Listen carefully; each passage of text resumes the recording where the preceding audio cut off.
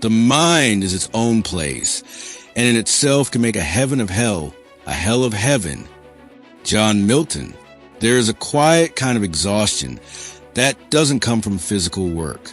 It comes from thinking, constant thinking, replaying conversations, analyzing small details, wondering if you said the wrong thing or if someone misunderstood you, or if something you did hours ago will somehow create a problem later. From the outside, overthinkers often look calm, responsible, careful, thoughtful, but inside, something very different is happening. A constant loop of mental checking. And if you've ever experienced this, you may already know the strange part. Even when nothing is actually wrong, the mind keeps searching for something that might be. At first, it doesn't feel like a problem. In fact, many overthinkers believe this habit makes them better at life, more aware, more careful, more emotionally intelligent. But the real psychological pattern runs deeper than that. And most people don't notice when this pattern quietly becomes part of their identity. Because overthinking rarely starts as anxiety. It usually begins as self-awareness. And that difference matters. Many overthinkers grew up learning something very subtle about themselves. That their value came from getting things right, saying the right thing, making the right choice, understanding other people's reactions. So the mind develops a habit of constant evaluation. What did that person mean? Did I respond correctly? Was that the best decision? At first, this feels like emotional intelligence. And in small amounts, it is. But here's where the shift begins. Over time, the mind stops observing experiences and starts interrogating them. Every interaction becomes something to review. Every decision becomes something to analyze again later. And this is the part most people misunderstand. Overthinking is rarely about solving problems. It's about preventing emotional mistakes. The mind is trying to protect a person from embarrassment, rejection, regret. Think about that for a moment, because when you see this clearly, the pattern begins to make sense. There's another moment in this process that many people recognize. It usually happens after a conversation. You leave the interaction, and everything seemed normal. But later, maybe in the car, maybe at night, maybe while doing something completely unrelated, the mind replays it. A sentence you said, a facial expression from the other person, a pause in the conversation, and suddenly a small thought appears. What if they took that the wrong way? Now, something interesting happens. The brain treats this possibility like an unsolved puzzle, so it begins collecting evidence. You remember the exact tone of your voice. You imagine what the other person might have been thinking. You replay the moment again, and again, and again. But here's the strange part. This process almost never produces certainty. Instead, it produces more possibilities. And more possibilities create more thinking. This is how a 5-minute conversation can turn into hours of mental analysis. Not because the event was important, but because the mind believes there is something hidden inside it that must be understood. But the deeper psychology goes even further, because overthinking is not only about other people, it is also about self-perception. Many overthinkers carry a quiet question about themselves. Am I the kind of person who handles things well? So the mind constantly checks. Did I react correctly? Did I come across the way I wanted? Did I reveal too much? At first, this feels like responsibility. But over time, it creates something else. A subtle distance from your own natural reactions. Instead of simply experiencing life, the mind begins monitoring itself, watching, evaluating, correcting. You may have noticed this before.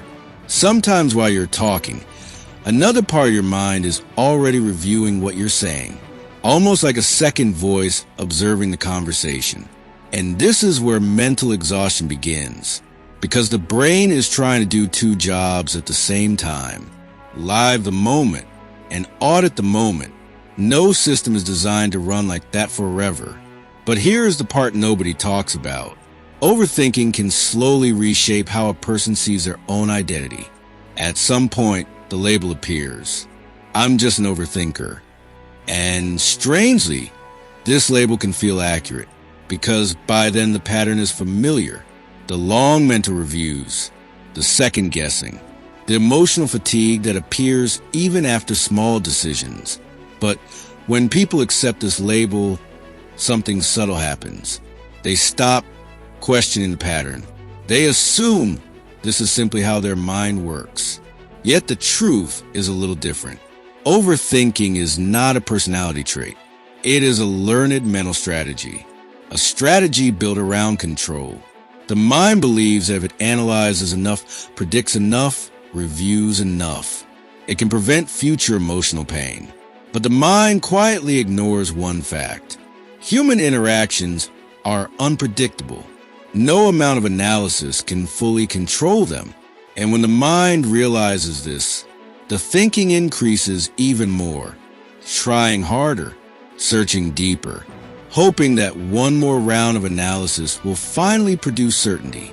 But certainty never comes, only fatigue. This is the moment when many people begin noticing something important. The thinking itself becomes a source of stress, not the event, not the conversation, not the decision, just the mental replay.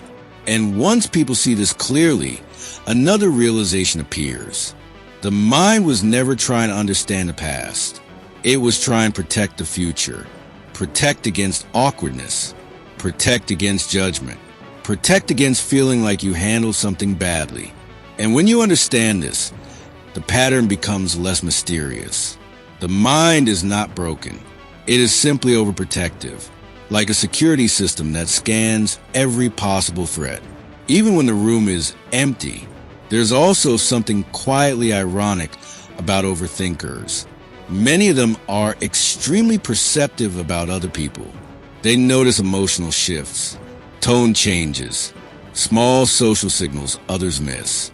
But the same sensitivity that helps them understand others turns inward and becomes self-analysis, self-monitoring, self-doubt. The variability that creates emotional awareness can also create emotional exhaustion.